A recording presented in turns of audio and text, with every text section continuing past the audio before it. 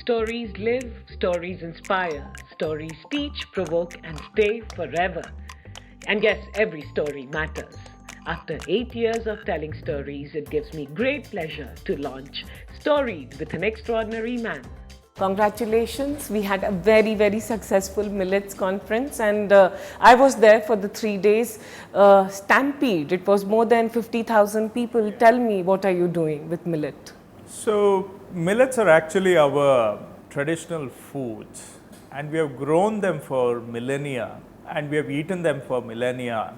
But since intensive agriculture came along with Green Revolution, rice, wheat, flour, starch based food, sugar, these have become predominant part of our diet. As a result, farmers have also stopped growing them because the demand from the market shifted from millets towards rice, wheat, flour. So, the area has also declined. But surprise, surprise, when you look deeper into millets, you find that nutritionally they are far too superior to rice or flour. And so, in fact, some of the health lifestyle related illnesses today are caused because of this type of diet. So, millets actually fit into desire for healthy diet and healthy lifestyle. So, it's a good proposition for the consumer, but it's also very good for the farmers as well, because millets can be grown in very low rainfall areas where farmers have very few choices, and millets can also be grown in very marginal lands where they can't grow commercial crops.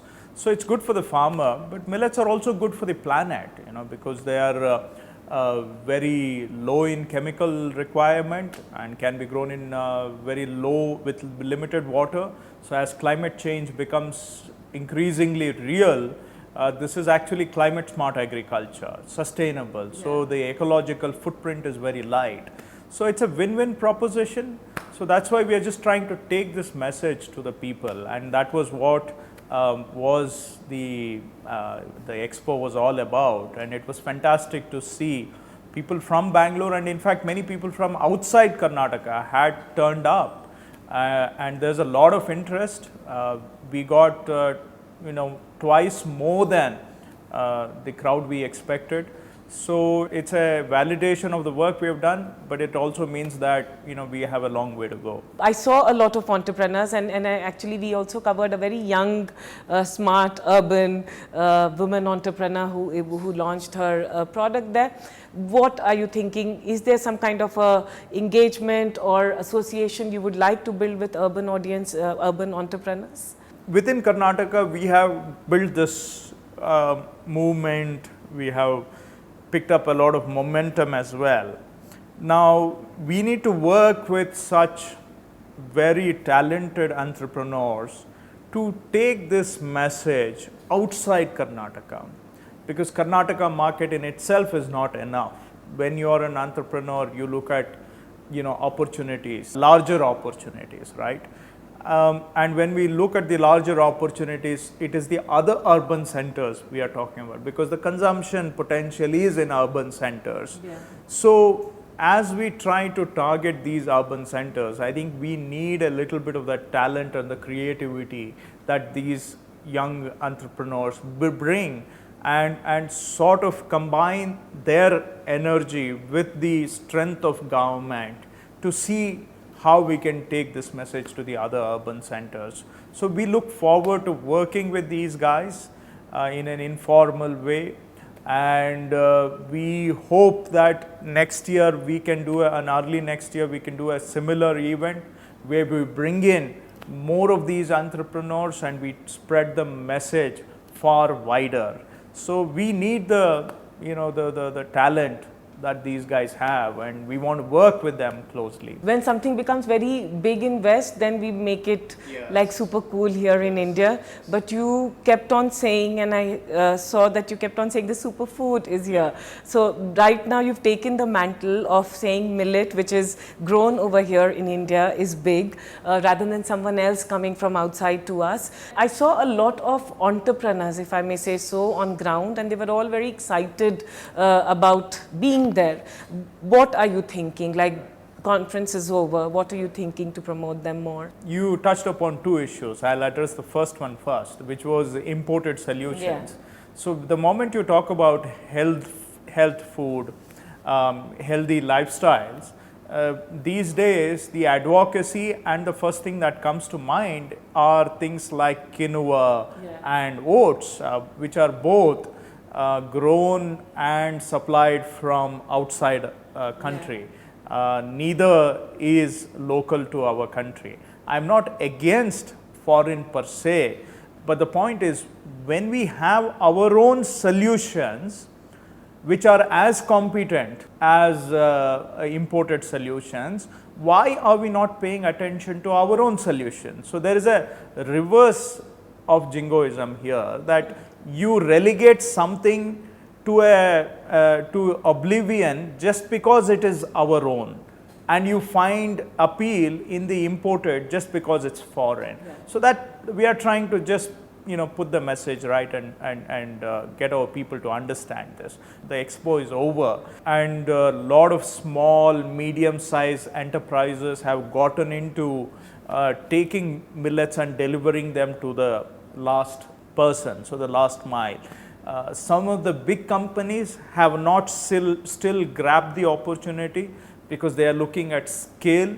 So they are waiting for the scale to increase where it becomes viable for a large corporation to get into it. So as a result, the current situation has created good opportunities for small and medium sized enterprises. So you see a lot of startups, actually, a lot of youngsters, boys and girls, who have very enthusiastically gotten into taking the message of millets and delivering it to people.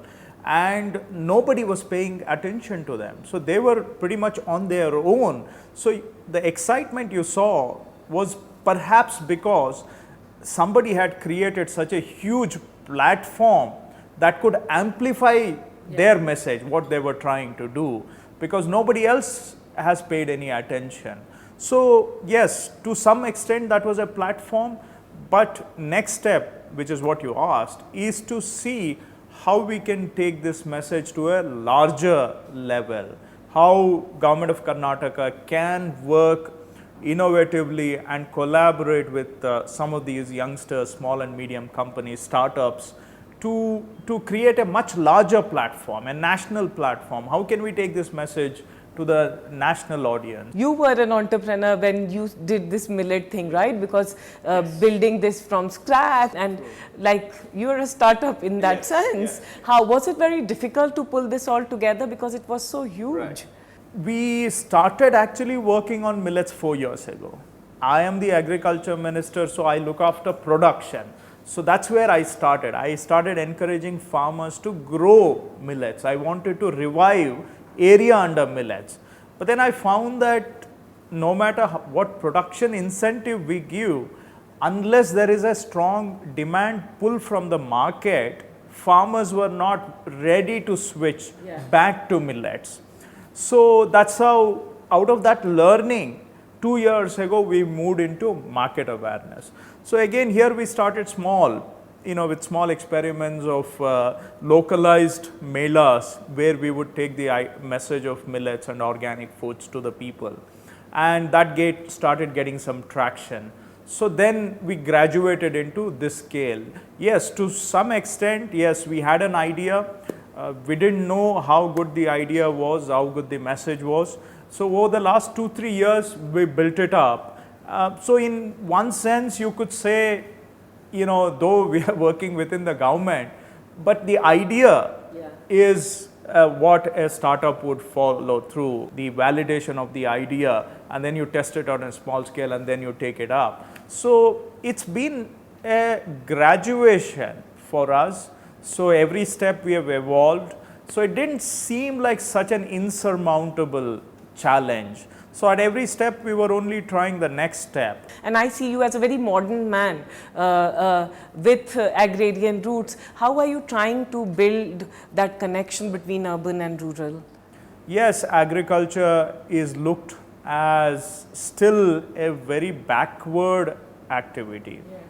It's still a very labor intensive process of toiling in the sun, working through the nights. So there is a lot of physical sacrifice that agriculture calls for. It need not be that way, and but that's the more or less the image we have cultivated, and that leads partly to the problem you highlighted of migration away from village, away from agriculture towards secondary and tertiary like service and industry, towards urban areas. Because these youngsters, they also aspire to a more certain lifestyle. So they don't want to be toiling through the night and through the baking sun every day. They also want some minimum quality of life. So both are sort of related. As long as you look at agriculture as a primitive activity, the youngsters would not fit with the aspirations of the youngsters. So the solution is to sort of modernize agriculture a little bit. There are people who are opposed to that also, who want to keep agriculture in a way that has been. But these are actually not agriculturists themselves. If you talk to farmers, they will tell you that they want to adopt modern methods. But some of us who are sitting in the city, who look at agriculture as a sort of a romantic activity, want to keep us in that sense. But that is not going to solve the agrarian crisis. So my pitch has always been that we need to bring modern methods into agriculture. We need to mechanize, we need to do science-based solutions. So I have been pushing that for the last 4 years, and to some extent I must say farmers have responded positively. Today labor is not available in the villages. That's another irony, but that's true. And even if labor is available, it's very expensive. That makes agriculture itself prohibitive. So farmers are ready to adopt mechanization and such science-based or modern methods. So unless we look in that direction, we would not be doing justice to agriculture in the long term. Yes, I'm not a conventional agriculture minister. When people look at me, in fact, when I was appointed Minister for Agriculture, a lot of people thought it was a mismatch. But I think our Chief Minister must have rightly thought that, agriculture also requires a relook. Because in Indian economy, we took a hard relook in 1991 and we reformed. And today also we are reaping the benefits. But Indian agriculture has never been sort of subjected to a very scientific, rigorous analysis of the problems and what are the solutions. So I think it requires fresh look. What is keeping you very excited about your role? You talked about in the last 4 years how you built the momentum around millet as a superfood, but what is keeping you on the go every day? I have an opportunity that very few people have. Yes, it's very challenging, but also I'll turn it around and I see how many people have that type of opportunity that I have. So in one sense, I am sort of blessed to have this opportunity, right? So that's number one. Number two is using that opportunity, we are able to do maybe small things, may not be enough things, but nevertheless a few things that make a difference. So I think that's what keeps us going every day, despite all the challenges, despite all the negativity that we get from public, from media, from everybody, despite all the muck that gets thrown at us and what have you. So the small things we achieve, and a few people when they come up to me and say that, this has benefited us. So that's what makes us get up next day and go at it with equal vigor. What do you think anchors you personally? Is it something that you do in your personal life as a minister, as a professional, to keep yourself anchored? I have a certain legacy. My father was in public life and he had an impeccable, remarkable reputation in Karnataka. So when I got into public life, my sort of motto was to at least, if I can't add to his reputation, at least keep the reputation intact and not take anything away from it through my behavior. So that's been one of the things that I have been guided by always. Other than that, as I said earlier, it's a unique opportunity. So I have my own set of grievances with public life. But still, I mean, they tire me out, no doubt about it. Every day they take a toll on me. But still, I look at it and I say, look, I am in a unique situation where I can make difference. So that's something I must celebrate. And that's something I must use to the fullest extent possible as long as I have it. Yeah. So as long as I am in a job, it could be just as a legislator or as a minister, there are hundreds of things I can do day in and day out. So that's what satisfies me. I'm not even so much actually bothered by what people say, whether positive or negative. At the end of the day, I must feel satisfied with what I have done. For such a spectacular success, the Millet Conference, and again I'm saying on record, the amount of farmers at one place was incredible. I have not seen anywhere in India this kind, and also the urban audience and everyone coming together. How are you going to spread this across India? Are the other states going to see you with your farmers and your mission of millet? So there are two parts. I'll come to your main question, but yes, I do want to reiterate what you just said about farmers. Yeah. So it was not just farmers actually, it was farmers, the big manufacturers, then the distributors, retailers and consumers all under one roof. So there was consumers, and on one side the business enterprises, on one side they were interfacing with consumers. At the same time, they were interfacing with their backward integration process also, which is farmers. So they were able to, on one side push their message to the consumers, at the same time line up their sources also with the farmers. Yeah. So on one side they were sitting and doing transactions with farmers, because we want them to buy directly from farmers. We want to reduce the role of middlemen as much as possible. So a greater share of the consumer rupee goes to the farmer. That's the only way we can enhance the farmer incomes, right? So in fact, more than 20 MOUs were signed between some of these companies and farmer groups for direct procurement in the future. So through this, we are hoping farmers will get reliable markets for their produce and better prices for their produce. So that is the backward integration part. So at the same time, the businesses were very busy creating awareness about their product to the consumer also. Yeah. So the feedback from them was also same, that well, there are normally consumer expos or B2B expos, or we have the typical Krishi Melas which are meant only for the farmers. Yeah, yeah. So this was a unique combination of a Krishi Mela where the farmers came, a lot of B2B transactions also happened, and a lot of B2C awareness also happened, consumer awareness. So it was, yes, a unique idea that we tried out. Now I think going forward, some of the other states are also waking up to this opportunity.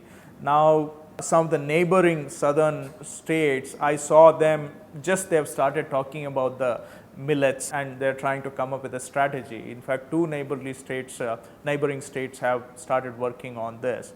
But we want to position our state as the primary player in the millet or in the organic space, in the health food space. So we are going to push aggressively to other urban centers where we will take our farmers' produce and try to deliver the message of millets and organics. At the same time, ensure that the produce of our farmers also finds market in other urban centers. So we have to reach out to urban audience, but we also have to, as I said earlier, partner with some of these companies, because we can create the awareness. Somebody has to deliver these in a product format. So we will work with them to create awareness and get them to deliver the products also and sort of tie it up with our farmers. So that's the action plan for the next 1 year. Wow, so you have a power-packed, fully intense 1 year ahead of you. All the best to you. Thank you so much. Thanks. But I thought everything would have been a silver spoon for you. But you have done your fair bit of... अभिनेता का बेटा अभिनेता बन सकता है, तो नेता का बेटा नेता नहीं बन सकता. You know, that is a way. Doctor's son can become a doctor. Yeah.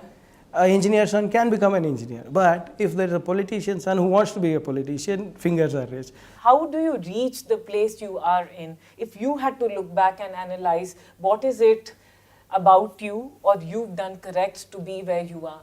I was fortunate to be born in the family where I was born, where I got certain value systems. I'm literally privileged to get a chance to work under Prime Minister Modi, with Mr. Amit Shah.